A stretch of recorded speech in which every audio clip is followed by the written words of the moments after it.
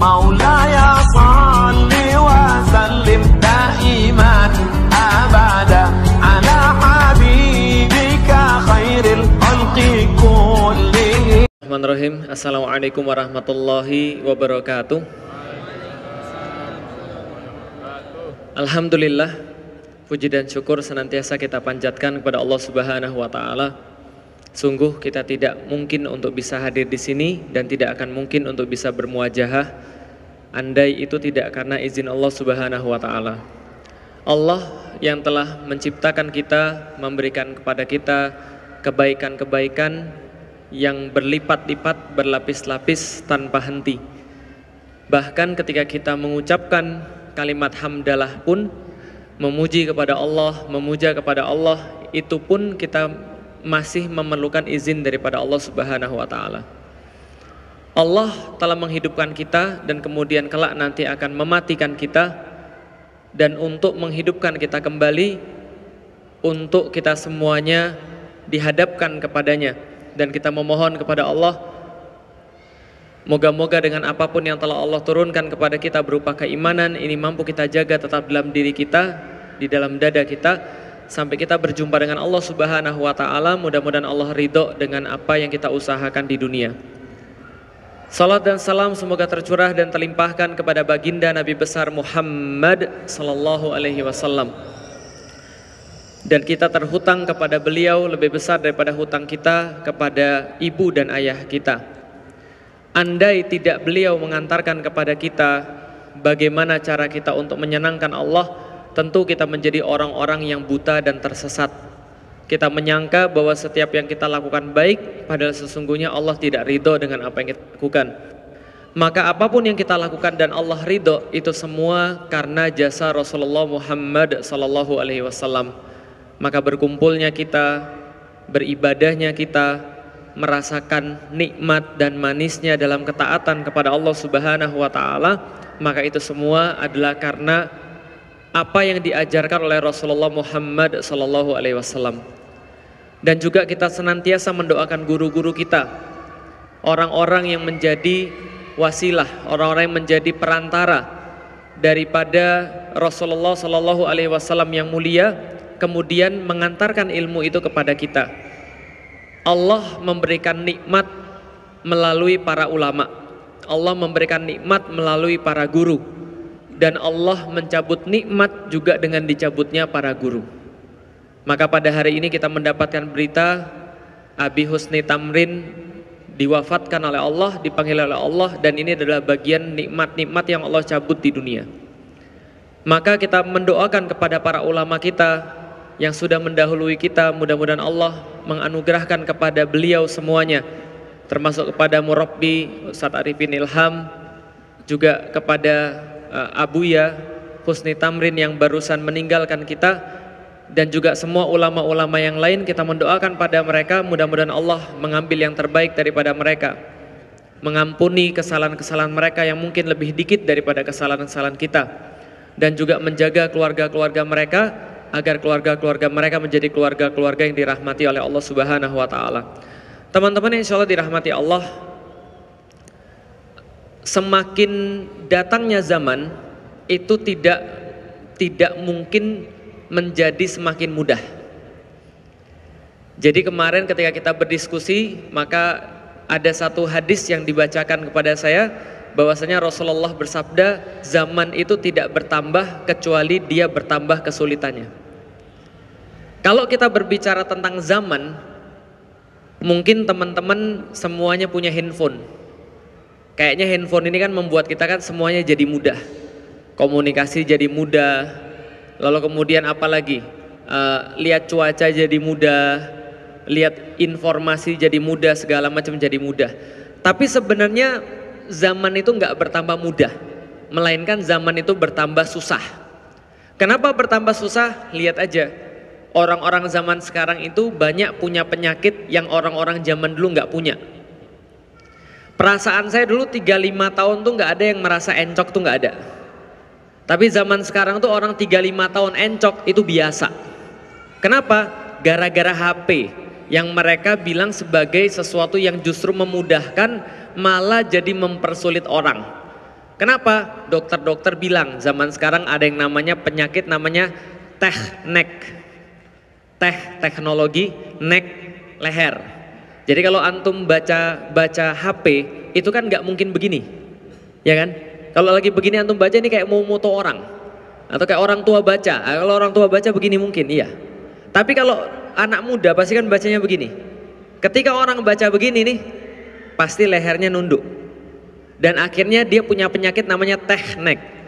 Kalau dia lehernya kayak gitu, itu biasanya pengaruhnya pasti ke pinggang. Makanya anak muda zaman sekarang itu encok. Low back pain. Kok bisa tahu? Kan saya begitu. Artinya ternyata zaman itu memang semakin sulit. Dari segi teknologi kita dipermudah, tapi dari segi gaya hidup kita jadi sulit.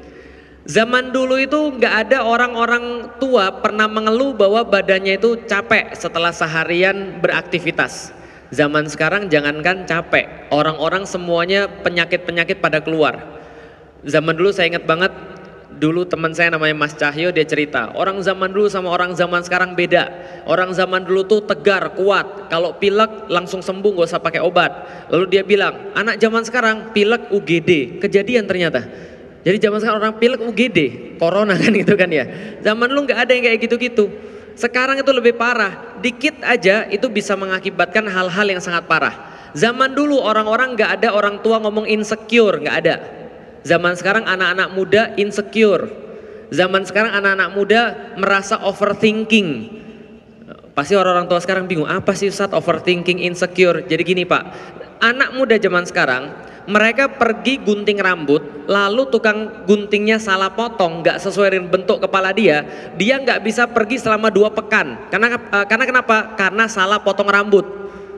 Kepikir nggak di zaman dulu bapak-bapak kayak gitu? Nggak ada bapak-bapak kita mikir kayak gitu.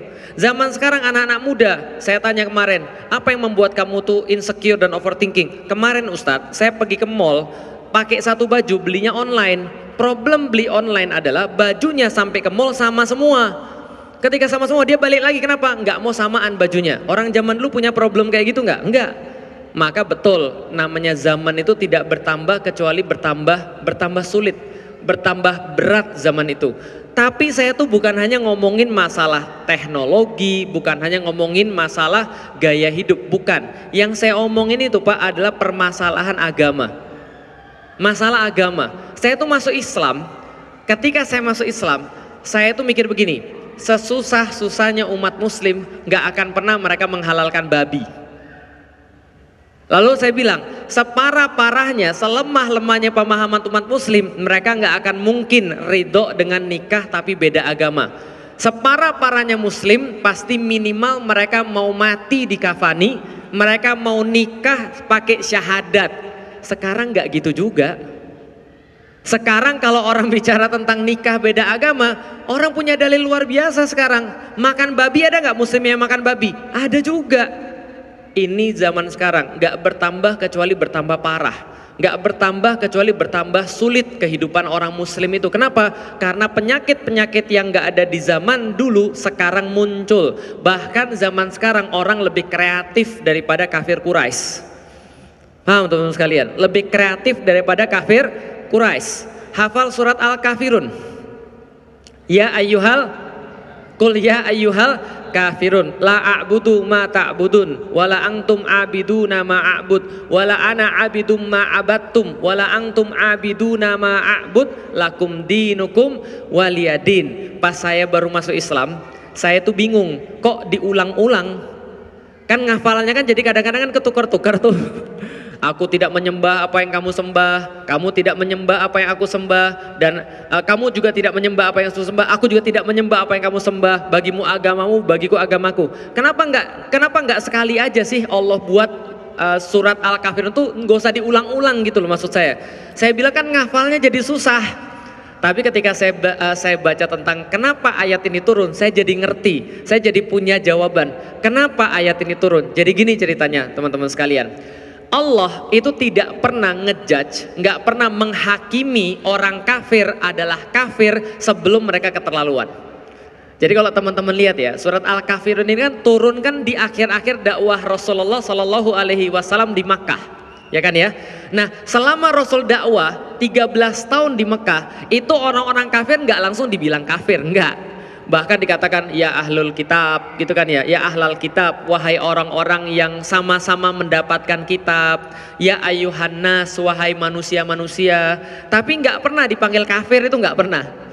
Bahkan sebelum surat Al-Kafirun keluar, itu kan didahului oleh surat Ar-Rahman, yang favorit Anda ketika bulan puasa kan gitu kan ya.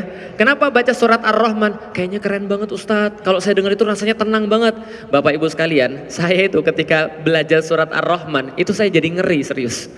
Kenapa ngeri? Karena di dalam surat itu ada ancaman Allah yang paling besar.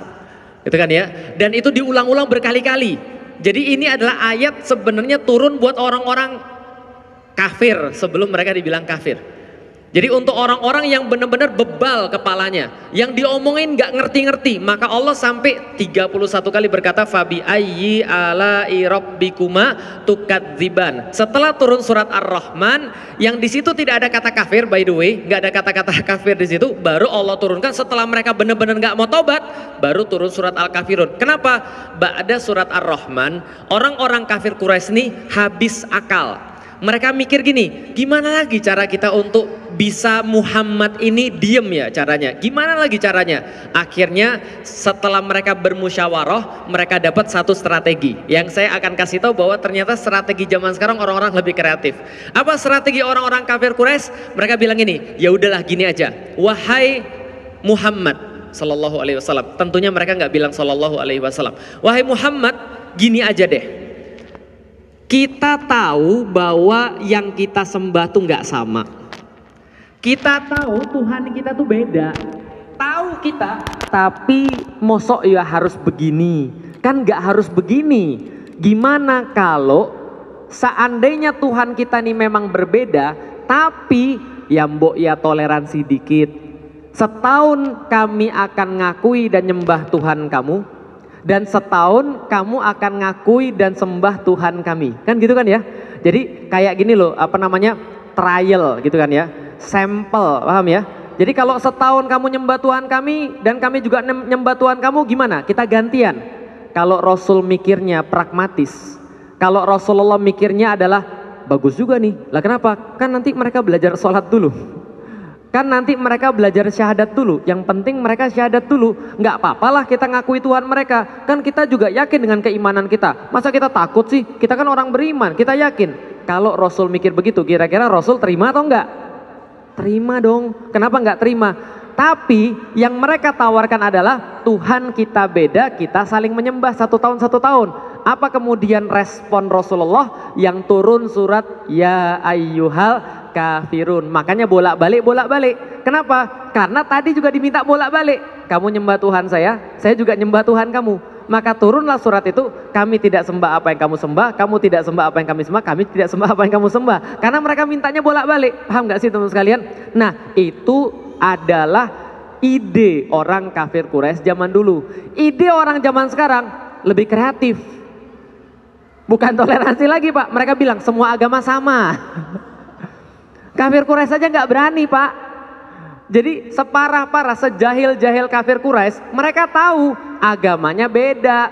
Makanya kita saling sembah aja. Zaman sekarang enggak. Mereka bilang nggak ada bedanya orang muslim sama orang yang nggak muslim. Semua sama, semua agama sama. Nggak ada kafir.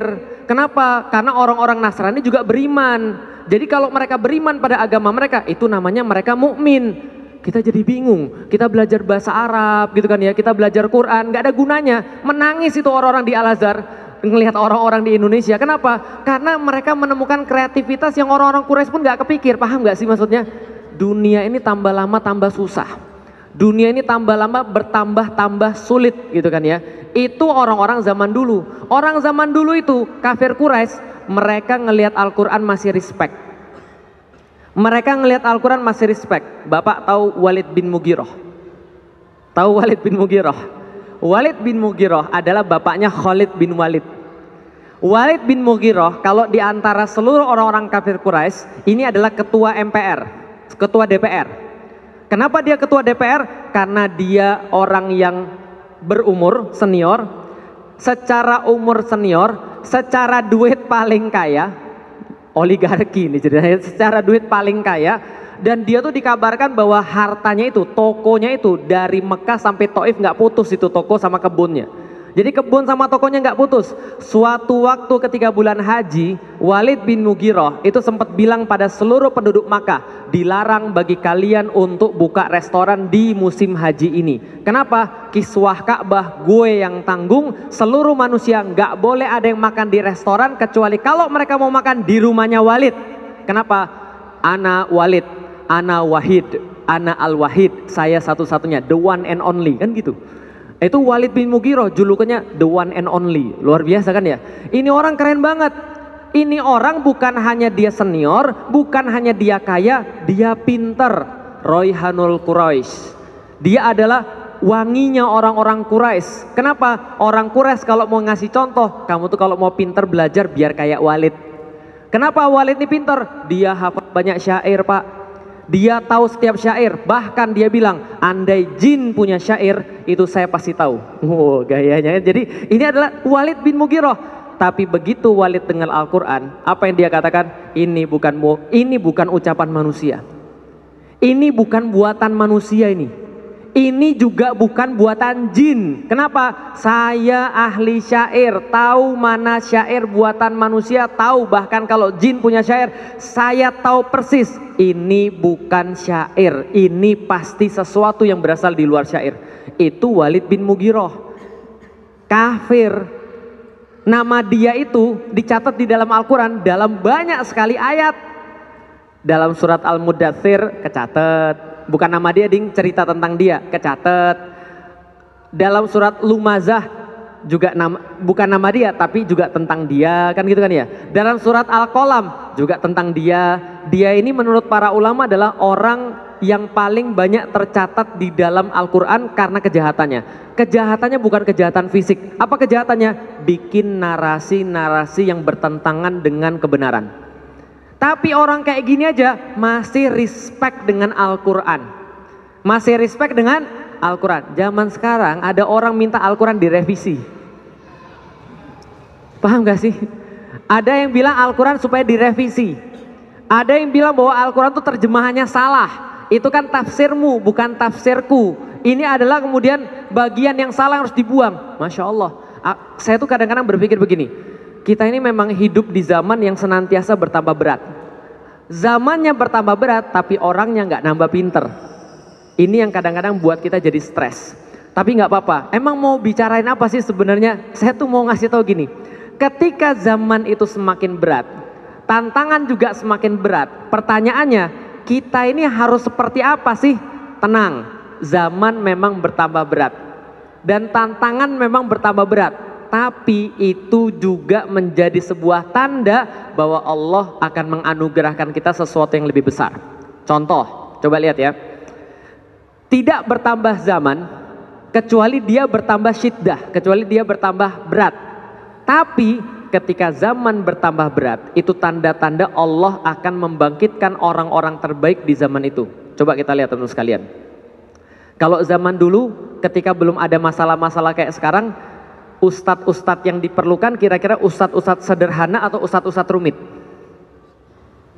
Ustadz-ustadz sederhana atau ustadz-ustadz rumit? Ketika zaman masih baik-baik saja kira-kira. Ketika Indonesia masih baik-baik saja, ketika di sini masih oke-oke aja, masalah nggak banyak, maka ustadz-ustadz juga tidak perlu yang rumit-rumit. Maka ustadz-ustadz model misalnya contoh Kiai Zainuddin menyampaikan tentang akhlak, menyampaikan tentang bagaimana caranya hidup sesuai dengan Islam, asal tenang dan segala macam, kan nggak problem kan ya. Kenapa? Karena problemnya juga nggak banyak. Begitu zaman bertambah rumit, nah muncul tuh orang-orang yang juga super-super tuh. Kayak Ustadz Adi Hidayat gitu kan ya, muncul, bisa tahu di mana kemudian letaknya dan segala macam. Itu maksud saya. Jadi dulu nggak ada orang-orang kayak Ustadz Hanan Ataki misalnya. Lah kenapa? Karena anak muda juga belum rumit. Anak muda masih banyak pergi ke masjid, masih banyak yang madetin surau gitu kan ya. Karena itu belum perlu orang-orang kayak Ustadz Hanan. Begitu kemudian zaman bertambah rumit, muncul juga orang-orang yang rumit, gitu kan ya. Kalau dulu kemudian belum ada yang aneh, kayaknya nggak ada orang radikal nomor 2, nggak ada. Tapi begitu masa semakin rumit, mungkin perlu orang radikal kan itu kan ya. Nah ini maksudnya adalah kalau seandainya Allah itu sudah memperlihatkan kerusakan generasional, artinya Allah pengen membangkitkan juga orang-orang baik generasional. Coba lihat, kapan Salahuddin Al-Ayyubi muncul? Ketika Baitul Maqdis diambil. Kapan Muhammad Al-Fatih muncul? Ketika Konstantinopel itu sudah merajalela kezalimannya, kan gitu kan ya. Nah maka itu adalah berita baik buat kita. Pertanyaannya, bagaimana caranya dan apa hubungannya dengan Ramadan kita bisa untuk punya kekuatan, bisa untuk menangkal semua itu. Oke, sebelumnya saya mau nanya Bapak dan Ibu sekalian, sebelum kita bahas tentang itu ya, saya mau nanya dulu, menurut Bapak Ibu sekalian, Bapak-bapak terutamanya, ajaran Nabi Muhammad itu paling mirip dengan ajarannya siapa? Ada pilihan supaya mempermudah. A. Nabi Adam. B. Nabi Nuh. C. Nabi Ibrahim. D. Nabi Isa. Pilih mana? A, B, C, D. Yang A. Nabi Adam. Nggak ada. B. Nabi Nuh. 1. C. Nabi Ibrahim. Mayan. D. Nabi Isa. Yang lain orang Indonesia tuh abstain, paham tuh saya. Anda tuh nggak punya pilihan gitu kan ya. Oke, saya ulang lagi. A. Nabi Adam siapa? Gak ada. B. Nabi Nuh. 1 masih 2. Udah nambah pemilih 3 lumayan. C. Nabi Ibrahim. Oke. D. Nabi Isa. Oke. Kira-kira yang paling banyak tadi Nabi siapa? Nabi Ibrahim. Betul nggak kira-kira? Betul nggak kira-kira? Oke, kita cek satu persatu. Suatu waktu ketika Isra Mi'raj, Rasulullah selesai daripada perjalanan Isra dan Mi'rajnya, Rasulullah nyampein pada para sahabat, tadi aku ketemu para nabi loh, kan gitu kan ya. Adapun Nabi Musa, maka dia orangnya keker, badannya kemudian tegap, bahasa kita sekarang berotot gitu kan ya, seperti Bani Syanu'ah, kata Rasulullah SAW, badannya tegap, keker, berotot, gede. Aku bertemu dengan Nabi Isa. Masya Allah, rambutnya senantiasa basah seperti habis berwudu. Lalu kemudian kalau di antara kalian